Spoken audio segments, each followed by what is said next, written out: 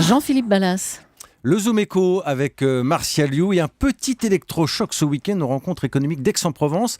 C'était avec Michel Sapin qui déclare « Notre ami, c'est la finance ». Ce qu'on appelle un contre-pied absolu après le discours de François Hollande pendant la campagne présidentielle, Martial. Oui, c'est quand même assez osé, effectivement. Ouais. Ça m'a fait penser à une phrase de Tony Blair qui disait « Le libéralisme, ce n'est ni de droite ni de gauche, c'est ce qui marche ». Avec mon ennemi, c'est la finance, phrase majeure effectivement de la campagne 2012 au Bourget du candidat Hollande, il fallait rassembler la gauche évidemment à ce moment-là. Aujourd'hui, le gouvernement est aux affaires et il cherche ce qui peut marcher. Et quand on n'a plus aucune marge de manœuvre budgétaire, plus d'économie dans ses bas de laine, et vers qui on se tourne ? Vers son banquier.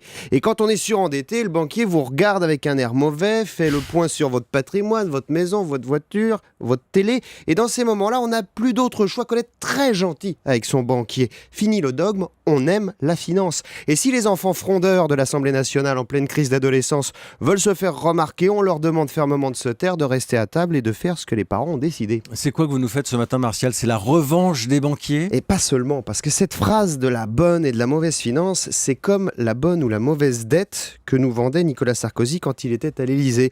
À l'époque, on nous expliquait que c'était comme le cholestérol, il y avait le bon et le mauvais. Et c'est la même histoire. L'idée, c'est de dire qu'on laisserait filer nos déficits, qu'on augmenterait notre dette dans l'intérêt du pays. Parce que l'argent qu'on n'économise pas, on est censé l'injecter dans l'économie avec des investissements, des grands projets pour créer de l'activité et donc de l'emploi. Mais ça, c'est un leurre ? Oui, parce que le New Deal, c'est bien.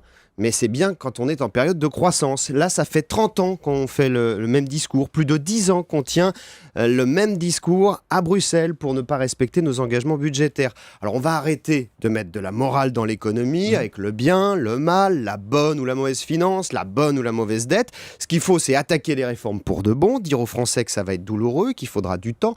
Parce que c'est ça le problème de nos politiques. Le temps, il faut avoir un certain sens du sacrifice parce que les mesures d'assainissement budgétaire, ça demande 10 ans avant de porter leur effet. 2 quinquennats en somme, c'est ce qu'il a fallu aux Allemands pour se redresser. Notre problème à nous, c'est qu'on commence à serrer les boulons. Dès que la rue se révolte, on arrête tout et on négocie une rallonge avec le banquier. Et ça, c'est pas de la bonne finance, c'est de la mauvaise gestion. C'est dit. Martial You, le Zoom Éco, chaque matin sur Europe 1.